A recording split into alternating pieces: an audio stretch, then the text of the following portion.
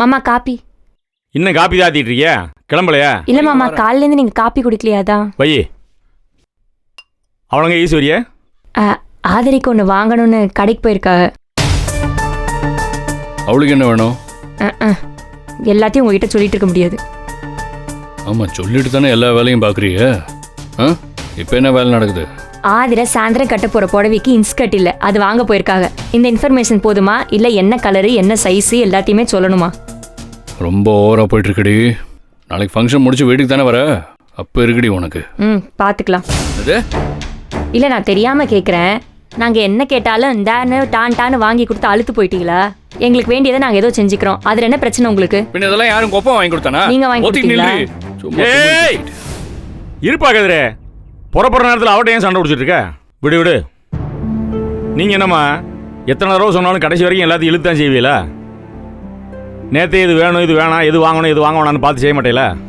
இல்ல மாமா, நேத்துக்கே நாங்க இருமா, நீ விளக்கம் சொல்லி முடிக்கிறதுக்குள்ள அங்கே தாலி கட்டி முடிஞ்சிடும்.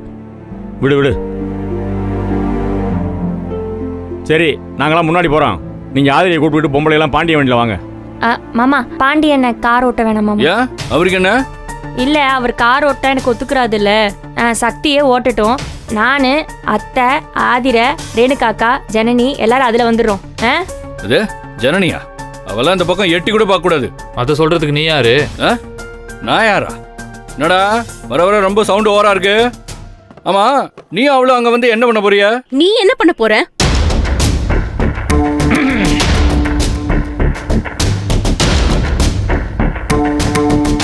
சொல்லு. இது வரைக்கும் நீ எனக்குன்னு என்ன பண்ணிருக்க? இப்ப இனிமேலும் என்ன பண்ண போற? எப்ப பார்த்தாலும் அடிக்கிறது, மிதிக்கிறது, இழுக்கிறது, கத்துறது, இத தவிர நீ என்ன பண்ணிருக்க?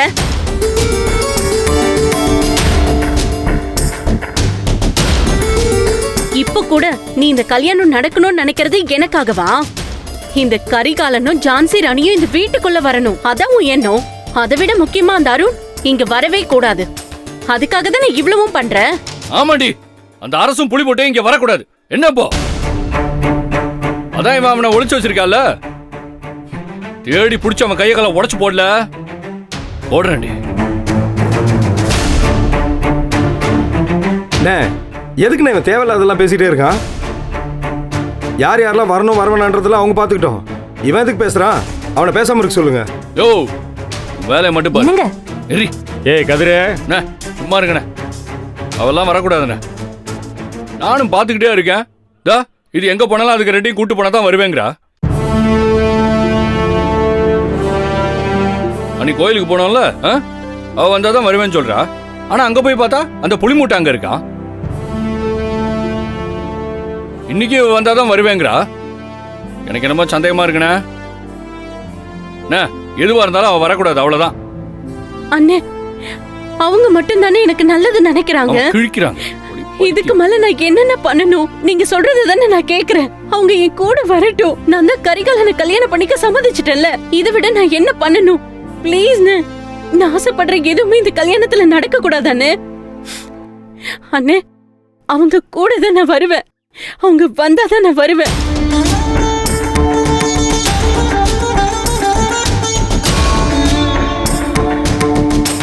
ஏய் ஆதிரே, இப்போ என்னத்துக்கு நீ தேவையில்லாம அழுதுகிட்டு இருக்க?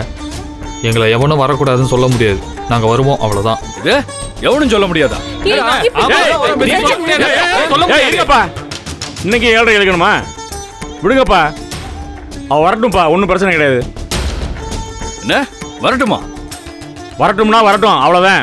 அதுக்கு தனியாக விளக்கமெல்லாம் கொடுக்க முடியாது. நீ போ, காரில் போய் உட்காரு போ. அதெல்லாம் முடியாது, அவ வரக்கூடாது, அவ்வளவுதான். ஏய், காரில் போய் உட்கார சொன்னல, கேட்க மாட்டியா? போடா, காரில் போய் உட்கார. நல்லா பெருசா வைப்பா, அப்ப வாங்க. போ போ, கிளம்புற வழியை பாரு. சும்மா எதுக்கு எடுத்தாலும் ஏறிட்டே இருப்பியா? நீ வா, காலையிலே ஆரம்பிக்கிறேன். மாப்பிள்ள, என்ன விட்டுட்டீங்களே? என்னம்மா உங்களை தனியாக அழைக்கலாமா? நீங்கள் உங்கள் பொண்ணோட வாங்க. இதெல்லாம் ஒரு கேள்வியா? உங்களை என்ன வீட்டிலே விட்டு போயிட போகிறோம்? சரி ஞானா, அப்பதான் போய் ஒரு பார்வை பார்த்து வந்துருவோமா? வாங்க. ஆத்தாடி ஆத்தா, விட்டு வந்துரு. எத்தனை பிரச்சனை கிளம்புறதுக்குள்ள. என் கூட வாங்க.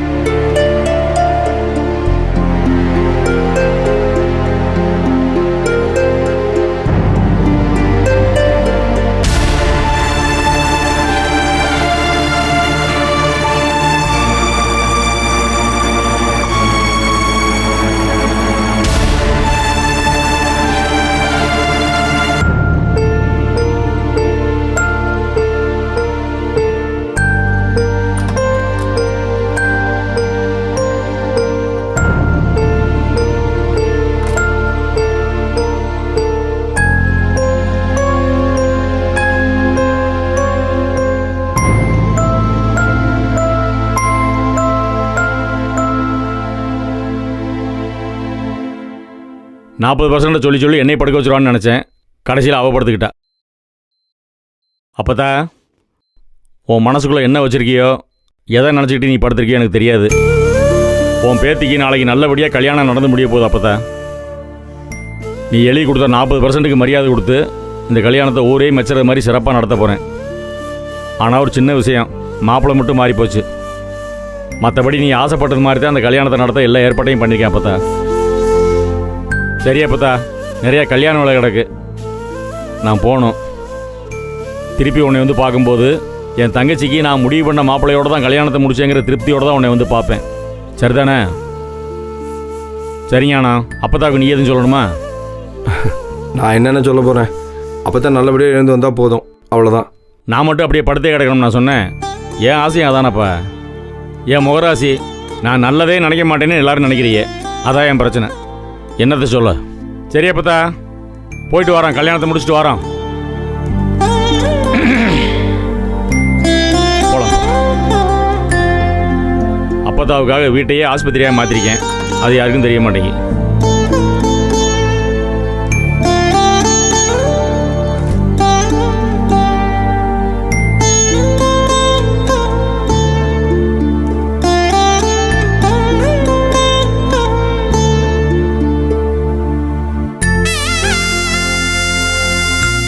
ஆத்தா, தாயே மீனாட்சி, நீயே எனக்கு எதிராக நின்னாலும் இந்த கல்யாணம் நடந்தே தீரும்னு நான் சொன்னேன். இப்பயே அதான் சொல்கிறேன். நீயே எனக்கு எதிராக நின்னாலும் இந்த கல்யாணம் நடந்தே தீரும், நடத்தியே தீருவேன். ஆனால் நீ எனக்கு துணையாகத்தான் நிற்ப, அது எனக்கு நல்லா தெரியும். உன் மயம் போய் ஜெயிச்சுட்டு வரேன், என்னை நல்லபடியாக வழி அனுப்பி போய் பாப்பா.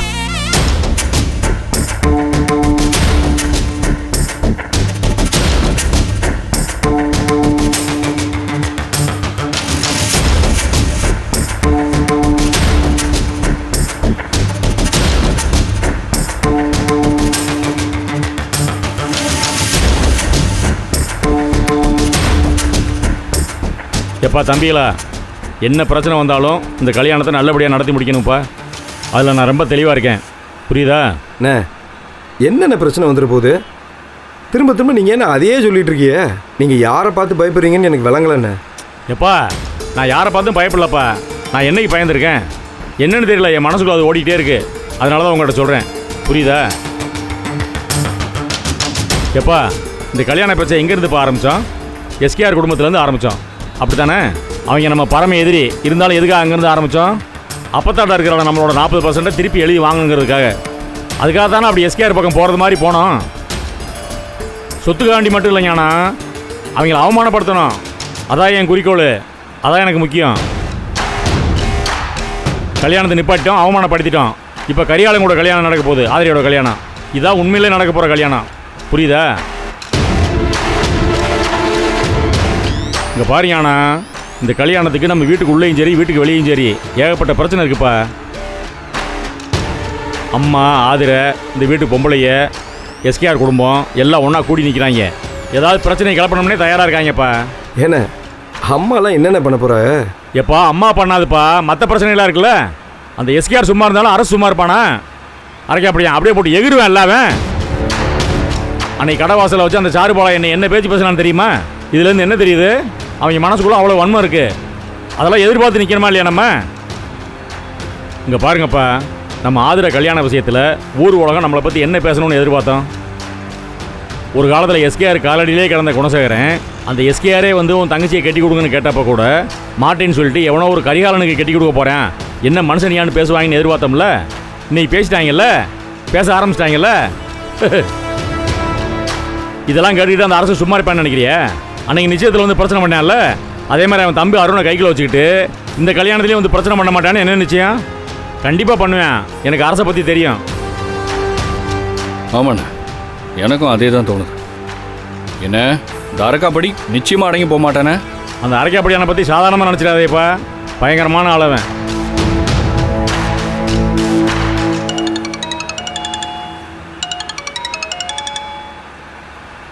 ரவிக்குமார் சொல்லுப்பா. அண்ணா, இன்ஸ்பெக்டர் ரவிக்குமார் பேசுறேண்ணே. தெரியும்பா, போன்ல பேர் வருதுல்ல. எங்கண்ணா இருக்கீங்க?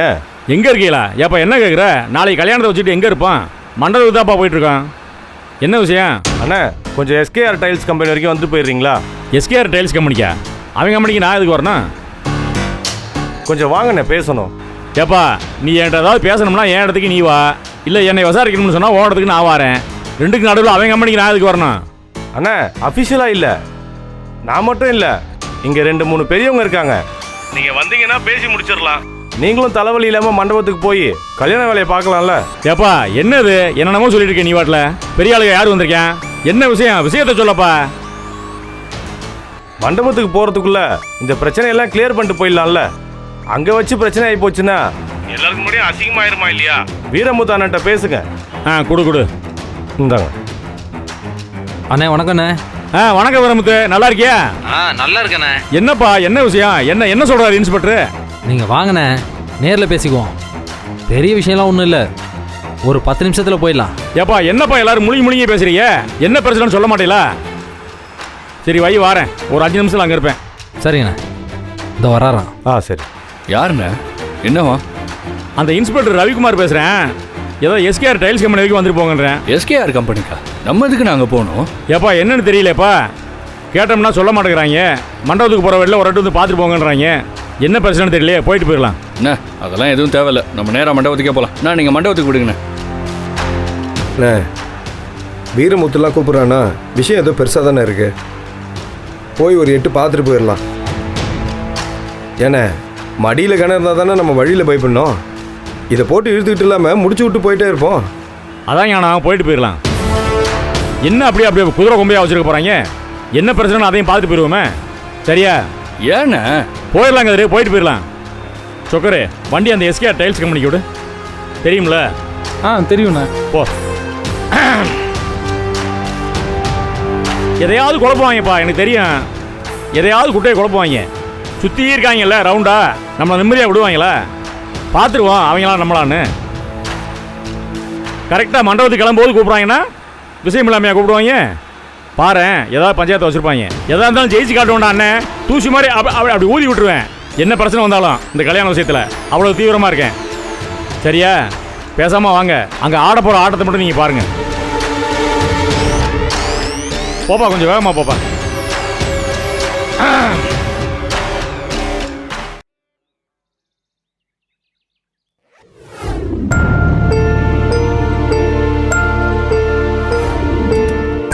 வா கிளம்பலாமா? கிளம்பலாமா நீ? ஏய் நீங்க 2 பேரும் போய் அந்த வண்டியில போய் உட்காருங்க. போங்க, ரெடி ஆயிக்கு வரட்டும். போங்க போங்க. சரி வா. அழகா இருக்கீங்க. போங்க. அவங்களாம் கிளம்பிட்டாங்க, நம்ம கிளம்பலாம். அம்மா எங்க? அம்மா உள்ளதா இருக்காங்க. கூப்பிடுங்க.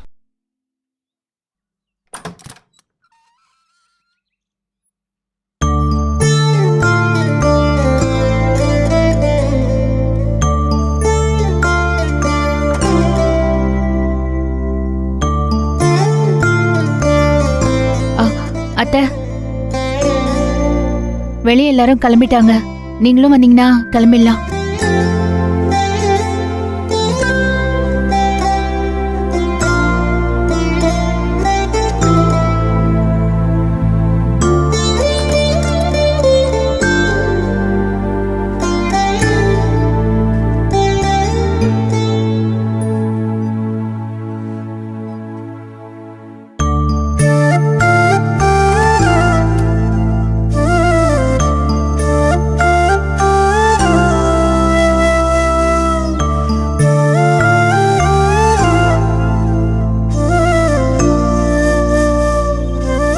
அத்தை வசனப்படாதீங்க, எல்லாம் நல்லா தான் நடக்கும். என்னமோ தெரியலடி, இது வரைக்கும் மூத்தவங்கிட்ட மறைச்சி ஒளிச்சு நான் எதையும் செஞ்சதில்லை. அவன் என்னை எப்படி நினைக்கிறான்னு தெரியல. நான் அவன் சொல்ல மீறி நடந்துக்க மாட்டேன். கடிவாளம் கட்டின குதிரை மாதிரி அவன் உழைப்பு, அவன் வார்த்தை, இதை நம்பியே வாழ்ந்துட்டு இருந்தேன். இன்னைக்கு அவன் தங்கச்சி வாழ்க்கையில நடக்க போற விசேஷம், அது அவங்கிட்ட இருந்து மறைச்சு செய்ய போறோன்னு குத்தலா இருக்குடே. அத்தை, யாருக்காக நாம இதை மறைச்சு செய்யறோமோ அவங்க கிட்டே இதை சொல்லி அவங்களோட பெர்மிஷனோட பண்ணணும்னு நினைக்கிறீங்களோ? நீங்க சொல்ற மாதிரி தான் அத்தை நானும். எங்க அப்பா வார்த்தையை மீறி எதுவும் செஞ்சதில்ல. ஆனா இங்க வந்ததுக்கு அப்புறம் லைஃப் நிறைய சொல்லி கொடுத்துருக்கு. யார்கிட்ட எதை சொல்லணும், எதை சொல்லாம இருந்தா நல்லதுன்னு நிறைய புரிஞ்சுக்கிட்டேன். ஆதிர விஷயத்தை பொறுத்த வரைக்கும் உங்க பையனுக்கு இருக்கிறது பியோர் ஈகோ, வரட்டு பிடிவாதம். ஆனா ஆதிரைக்கு இது வாழ்க்கை.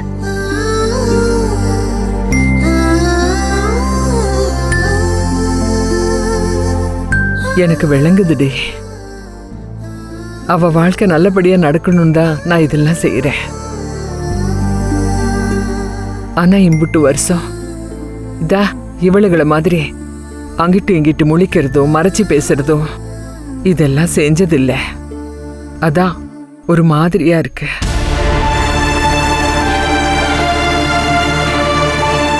சனனி, ஏதோ ஏற்பாடு பண்றேன்னு சொன்னியே, அம்புட்டும் செஞ்சிட்டியா? நீ செஞ்சிருப்பேன்னு தெரியும்.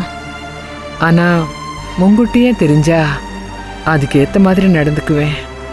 அதை சொல்லத்தான் அத்தை, உங்களை எங்களோட அழைச்சிக்கு வரோன்னு சொல்லிட்டு எல்லாரையும் முன்னாடியே அனுப்பிவிட்டோம். சொல்லு அத்தை. இப்ப நம்ம கிளம்பி நேரா மண்டபத்துக்கு தான் போறோம். அவங்க விருப்பப்படி இன்னைக்கு ரிசப்ஷன் நடக்கட்டும். இப்ப கூட ஆதிரையை இங்கிருந்தே கூட்டிட்டு போலாம். ஆனா முகூர்த்த நேரத்துக்கு ஒரு 10 நிமிஷம் முன்னாடி உங்க பையனுக்கு இந்த விஷயம் தெரிஞ்சா கூட அப்புறம் நமக்கு பேக் ஃபயர் ஆயிடும். உங்க பையனுக்கு இந்த விஷயம் தெரிஞ்சா கூட அப்புறம் நமக்கு பேக் ஃபயர் ஆயிடும். அதனால அவங்க வழியிலேயே போய் நம்ம நினைச்சதை நடத்தணும். நீங்க ஒண்ணு செஞ்சா போதும் அத்தை. நாளைக்கு காலையில ஆதிரையை கூட்டிகிட்டு குலதெய்வ கோயிலுக்கு போங்கன்னு எங்ககிட்ட சொல்லணும். உங்க மகன் நம்புற மாதிரி ஏதாவது ஒரு காரணத்தை சொல்லி நீங்க எங்களை அனுப்பி வைக்கணும். சக்தி இன்னைக்கே போய் கோயில்ல கல்யாண ஏற்பாடு எல்லாம் பண்ணிடுவாரு. அக்கா, புடவை தாலி எல்லாம் ரெடியா இருக்குல்ல? எல்லாம் பேக்ல எடுத்து ரெடியா வச்சிருக்கு. நாம அதெல்லாம் எடுத்துக்கிட்டு கல்யாணத்து அன்னைக்கு காலையில ஆதிரையை கூட்டிக்கிட்டு அங்கிருந்து கிளம்பிடுவோம். என் ஃப்ரெண்டு அருணை கூட்டிகிட்டு அங்கிருந்து வந்துடுவான். ஆதிரையை காணோன்னு அவங்களுக்கு டவுட் வரத்துக்கு முன்னால நாங்கள் எல்லாருமா சேர்ந்து இந்த கல்யாணத்தை நடத்தி முடிச்சிருவோம்.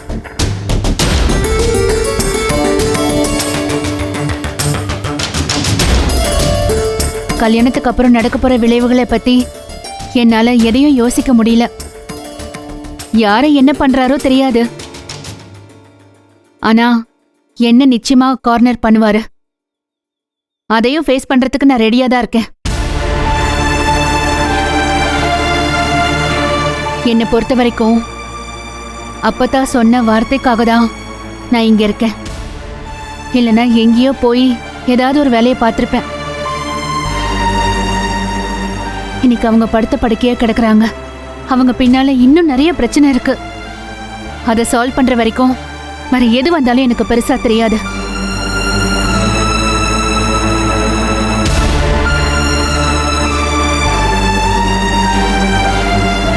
சக்தி, உன் பொண்டாட்டி ரொம்ப நல்ல பொண்ணுடா. நம்ம அதை 1000 பேசியிருக்கோம், வஞ்சிருக்கோம், அம்புட்டு சங்கடம் கொடுத்துருக்கோம். ஆனா நமக்காண்டி இவன் நல்லதுதான் செய்யறா. நீ நல்லா இருப்ப. மத்தவங்க சொல்றாங்கன்னு இவளை விட்டு கொடுத்துடாதப்பா.